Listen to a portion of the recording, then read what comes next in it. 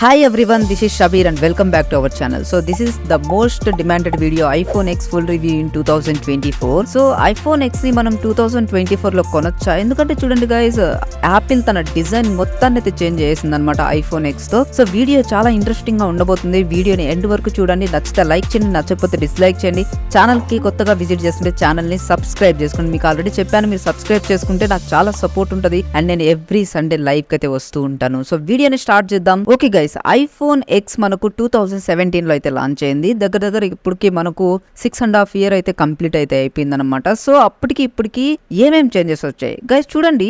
IPhone X design గురించి మనం మాట్లాడుకుంటాం. బ్యాక్ వచ్చేసరికి మనకు డ్యువల్ కెమెరా సెటప్ అయితే ఉంటది అండ్ బ్యాక్ గ్లాస్ అయితే ఉంటది అనమాట. అండ్ ఫ్రంట్ వచ్చేసరికి మనకు 5.8 inches సంబంధించిన నాచ్ తో ఒక డిస్ప్లే అయితే వస్తుంది. అదే విధంగా చూడండి గైస్, మనకు ఫ్రేమ్ వచ్చేసరికి స్టైన్ స్టీల్ అయితే ఉంటది అనమాట. సో ప్రీమియం అసలు ఎలా ఉంటదంటే మీకు వాడుతూ ఉంటే కూడా చాలా ప్రీమియం గా ఉంటది. ఆ మొబైల్ ఫోన్ డిజైన్ వచ్చేసరికి దీని ఫామ్ ఫ్యాక్టర్ ఏ విధంగా ఉంది గైస్ చూడండి. ఫామ్ ఫ్యాక్టర్ కూడా చాలా బాగుంది. అట్లా చిన్నగా లేదు, అలా పెద్దగా లేదు, చాలా పర్ఫెక్ట్ గా అయితే ఉంటది అనమాట ఫామ్ ఫ్యాక్టర్ కూడా. సో బిల్డ్ క్వాలిటీ గురించి ఇంకా మనం చెప్పాల్సిన అవసరమే లేదు. ఐఫోన్ ఎక్స్ చాలా బాగా అయితే ఉంటది అనమాట. IP67 సంబంధించిన వాటర్ అండ్ డస్ట్ రెసిస్టెన్స్ అయితే ఉంటది. ఇలా చెప్పానని చెప్పి మీరు వాటర్ లో ముంచడం గానీ లేదంటే దుమ్ము ఉన్న ప్లేస్ లో తీసుకెళ్ళకండి. ఎందుకంటే 6.5 years అయిపోయిన ఫోన్ వాళ్ళు ఓపెన్ చేయొచ్చు, రిపేర్ చేసి ఉండొచ్చు, చెప్పలేం కదా. సో వన్స్ ఆ మొబైల్ ఫోన్ ని మనం సర్వీస్ సెంటర్ లో కాకుండా బయట ఓపెన్ చేస్తే దాని యొక్క వాటర్ అండ్ డస్ట్ రెసిస్టెన్స్ అయితే పోతుంది. సో అది మీరు మైండ్ లో పెట్టుకోవాలి. అండ్ గైస్ దీంట్లో వచ్చేసరికి మనం సింగిల్ సిమ్ యూజ్ చేయగలం అండ్ 4G సిమ్ ఇది. సో దీంట్లో 5G టెక్నాలజీ అయితే లేదు. అండ్ గైస్ దాని తర్వాత మనం మాట్లాడుకున్నట్లయితే దీని పర్ఫార్మెన్స్ అండ్ దీంట్లో వచ్చేసరికి మనకు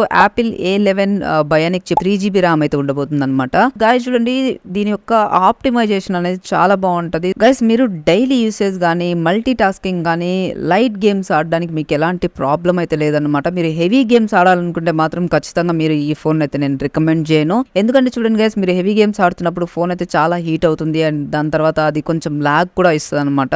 సో హెవీ గేమ్స్ ఆడుతున్నప్పుడు. సో నేనైతే హెవీ యూజర్ కి అయితే ఇది నేను రికమెండ్ చేయను. అండ్ లేదు మీరు నార్మల్ యూజర్ అయితే ఖచ్చితంగా నేనైతే దీన్ని రికమెండ్ చేస్తాను. అండ్ గైస్ దాని తర్వాత వచ్చేసరికి దీని డిస్ప్లే గురించి మాట్లాడుకోవాలి. యాపిల్ మొదటిసారిగా ఇంట్రొడ్యూస్ చేసింది అనమాట ఇది రెటీనా OLED ప్యానల్ ని ఐఫోన్ ఎక్స్ లో. సో దీని డిస్ప్లే అయితే చాలా బాగుంటది గైస్. అండ్ దాని తర్వాత దీంట్లో బెజిల్లెస్ డిస్ప్లే ఇది అండ్ నాచ్ కొంచెం పెద్దగా ఉంటది, మీరు అడ్జస్ట్ చేసుకోండి. అండ్ డిస్ప్లే కూడా చాలా కలర్ఫుల్ గా ఉంటది. అసలు మీరు అది చూసిన తర్వాత మీరు వేరే డిస్ప్లే అయితే చూడరు అనమాట. ఎందుకంటే చూడండి గైస్, నా దగ్గర MacBook Pro అయితే ఉంది. సో దీంట్లో వచ్చేసరికి నాకు రెటీనా OLED డిస్ప్లే అయితే ఉంటది. సో నాకు చూసిన తర్వాత వేరే డిస్ప్లే చూసినా నాకు నచ్చదు. సో అంత బాగుంటది డిస్ప్లే. మీ కలర్స్ కానీ వాట్ ఎవర్ ఇట్ మేబీ చాలా బాగుంటది డిస్ప్లే మాత్రం. అండ్ దీంట్లో వచ్చేసరికి మనకు 3D టచ్ కూడా ఉంది గైస్. దాని తర్వాత వచ్చిన ఇదైతే XS Max లో దీంట్లో అయితే వీళ్ళు 3D టచ్ ని తీసేశారు. బట్ దీంట్లో వచ్చేసరికి మనకు 3D టచ్ కూడా అవైలబుల్ లో ఉంది. ఓకే గైస్, ఇక దీని సాఫ్ట్వేర్ సపరేట్ గురించి మనం మాట్లాడుకోవాలి. గైస్ చూడండి, దీంట్లో వచ్చేసరికి మనకు లాస్ట్ అప్డేట్ వచ్చేసరికి ఏదైతే 16 ఉందో 16 వరకు అయితే ఆగిపోయింది అనమాట. అక్కడ నుంచి ఇది డిస్కంటిన్యూడ్ అయితే అయిపోయింది.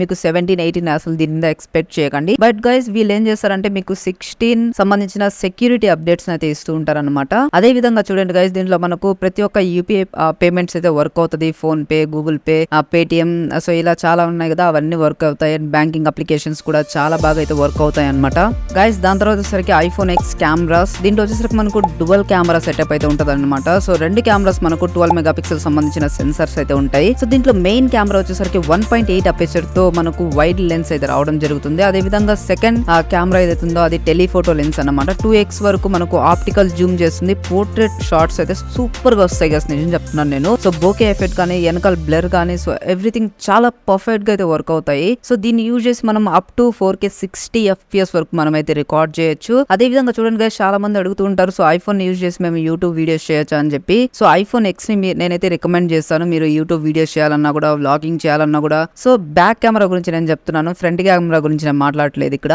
సో బ్యాక్ కెమెరా అయితే చాలా బాగుంటది అనమాట. అండ్ ఫ్రంట్ కెమెరా గురించి మాట్లాడుకున్నట్లయితే దీంట్లో వచ్చేసరికి మనకు 7 MP సంబంధించిన స్టాండర్డ్ లెన్స్ అయితే ఉంది. దీన్ని యూజ్ చేసి మనం 1080p 30 FPS వరకు అయితే రికార్డ్ చేయొచ్చు. మీకు సెల్ఫీస్ అదే విధంగా వీడియో క్వాలిటీ అనేది అంతా ఉండదు. బట్ గైస్ చూడండి, నార్మల్ గా చూడడానికి అయితే బాగా అనిపిస్తాయి. ఓకే గైస్, ఐఫోన్ ఎక్స్ లో మనం సెక్యూరిటీ గురించి మాట్లాడుకున్నట్లయితే దీంట్లో మనకు ఫేస్ ఐడి తో అన్లాక్ అయితే అవుతుంది అనమాట. సో యాపిల్ ఫేస్ ఐడి మాత్రం చాలా యాక్యురేట్ గా ఉంటది. సో ఇట్లా అనగానే మనకైతే ఎంత డార్క్ లో ఉన్నా సరే అది మన ఫేస్ నైతే రికగ్నైజ్ చేసి మన డివైస్ నైతే అన్లాక్ చేస్తుంది. సెక్యూరిటీ పరంగా మనకు కూడా ఎలాంటి ప్రాబ్లం అయితే లేదు.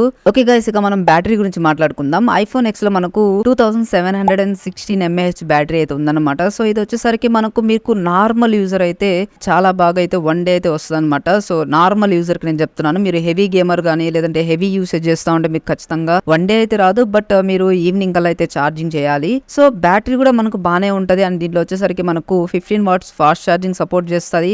వైర్లెస్ ఛార్జింగ్ కూడా దీంట్లో సపోర్ట్ ఉంది గైస్. సో ఓవరాల్ గా ఇది మాట్లాడుకున్నట్లయితే iPhone X full review. And చాలా మంది అడుగుతున్నారు 2024లో మనం దీన్ని కన్సిడర్ చేయొచ్చా అని చెప్పి. సో గైస్ ఎవరైతే నార్మల్ యూజర్ ఉంటారో, సో క్యాజువల్ గా యూజ్ చేస్తూ ఉంటారో, లేదంటే యూట్యూబ్ వాట్సాప్ ఇవి వాడుతూ ఉంటారో, సో వాళ్ళకైతే ఈ ఫోన్ నేను రికమెండ్ చేస్తాను. హెవీ యూజర్ అయితే మాత్రం దీంట్లో బ్యాటరీని అయితే కాంప్రమైజ్ చేయాల్సిందే తప్పదు. అండ్ గైస్ ఇది మనం ఎంతకి కొనొచ్చు? సో గైస్ క్యాషిఫై లో చూసాను, అదే విధంగా OLX లో చూసాను, రీసెంట్ గా ఒక కంట్రోల్ జీ అని చెప్పి ఒక వెబ్సైట్ వచ్చింది, దాంట్లో కూడా చూసాను. సో బట్ నాకైతే ఓవరాల్ గా ఒక 15,000 రూపాయలకి అయితే మనం దీన్ని కొనొచ్చు అన్నమాట. సో 15,000 రూపాయలకి ఇది మంచి ఫోన్. సో ఎవరైతే తీసుకోవాలనుకుంటున్నారో వాళ్ళు తీసుకోండి. అండ్ గైస్ ఇంకొకటి ఏంటంటే, మీకు ఏమైనా వీడియో కావాలంటే కామెంట్ సెక్షన్ లో రాయండి, నేనైతే వీడియో చేస్తాను. సో ఐఫోన్ ఎక్స్ కూడా నన్ను అడిగారు కాబట్టి నేను వీడియోని అయితే రికార్డ్ చేస్తున్నాను. ఆ విషయం మీకు తెలుసో లేదో నాకు తెలీదు. సో గైస్ మీరైతే కామెంట్ సెక్షన్ లో కామెంట్ రాయండి. అండ్ వీడియో చూసినందుకు చాలా థ్యాంక్స్ గైస్. మీరు సపోర్ట్ చేస్తూ ఉండండి, నేనైతే ఇంకా మంచి మంచి వీడియోస్ అయితే తీసుకొని వస్తుంటాను. Thank you and bye bye.